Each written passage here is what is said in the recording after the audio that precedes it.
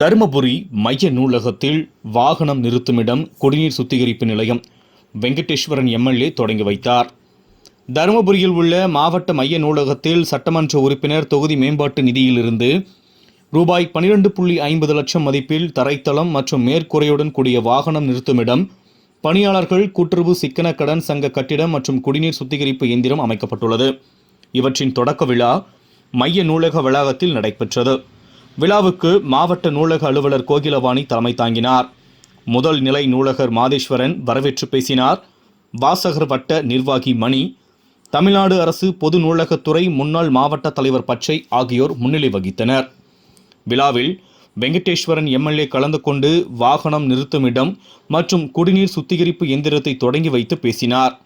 தொடர்ந்து அவர் நூலக வாசகர்கள் மற்றும் அரசு போட்டித் தேர்வுகளுக்கு படிக்கும் மாணவ மாணவிகளுடன் கலந்துரையாடி நூலகத்திற்கு என்ன தேவை என்பதை கேட்டறிந்தார்.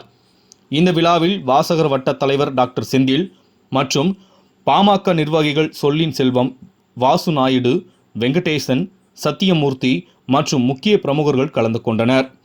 முடிவில் 2ஆம் நிலை நூலகர் மாதேஸ்வரன் நன்றி கூறினார். ஓட்டத்தில் வந்து படிக்கிறாங்க அந்த மாணவர்கள். ஏன்னா இப்போ தருமபுரியில் இருக்கிறவங்க வந்துடுறாங்க, அந்த பக்கத்தில் இருக்கிறவங்க கொஞ்சம் தாண்டி வரதில்லை, அங்கேயே பக்கம் வீட்டுக்கு போகிறேன்றாங்க. அவங்களுக்கு ஏதாவது நூலகம் ரெடி பண்ணி கொடுங்க, பக்கம் இடம் இருக்குன்னு சொன்னேன். அந்த மேடம் என்ன சொன்னாங்கன்னா, நான் இன்னைக்கு ஐஏஎஸ் இருக்கிறேன்னா நூலகம் தான், சென்னையில் உள்ள கன்னிமாரா நூலகம் இல்லைன்னா நான் ஐஏஎஸ் கலெக்டர் இல்லைன்னு சொன்னாங்க என்கிட்ட. அதனால் கண்டிப்பாக நூலகத்தில் தான் படித்து டெய்லி காலையில் வந்துடுவாங்களாம் சாப்பாடு எடுத்துன்னு. காலையிலேருந்து அந்த நூலகம் மூடுற வரைக்கும் அங்கேயே படிச்சுட்டு மதியம் சாப்பிட்டு போனாங்க. இன்றைக்கி ஐஏஎஸ் கலெக்டராக இருக்கிறாங்க. அதனால தான் நூலகத்தை உடனடியாக அவங்க ட்ரான்ஸ்ஃபர் வந்துருச்சு. அந்த அம்மாவுக்கு வேறு ஒரு நிதி ஒரு 50 லட்ச ரூபா பணம் இருந்தது.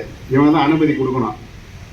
அனுமதி கொடுத்துட்டு நூலகம் அதிகமான கொடுத்த கட்டணும்னு சொல்லிட்டு என்னை கூப்பிட்டு ஆர்டர் போட்டேங்க சார், நீங்கள் அடுத்த கலெக்டர் வந்ததுமே சொல்லி திறப்பில் இதை அடிக்கல் நாட்டி சீக்கிரம் பண்ணிடுன்னு சொன்னாங்க.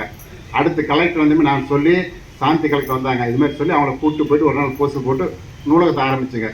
இப்போ கட்டப்பட்டு திறப்பில் பண்ணிட்டு அங்கே படிக்கிறாங்க. இன்னொரு சில வசதி பண்ணி கொடுக்கணும்.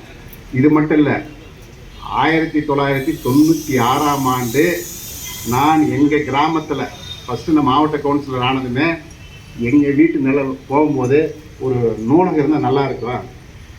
நான் அப்போ என்ன நினச்சேன்னா, டெய்லி நம்ம பேப்பர் படிக்கிறேங்க, கடைக்கு போகிறோங்க வரேங்க, நூலகத்து வழியே எங்கள் நிலத்துலேயே டெய்லி நான் நிலத்துக்கு போவேன். வீட்டிலேருந்து நம்ம நிலத்துலேயே ஒரு கட்டிட்ட நூலகம் நாம் படிக்கலாம்னு நினச்சி ஆரம்பிக்கப்பட்டேன்.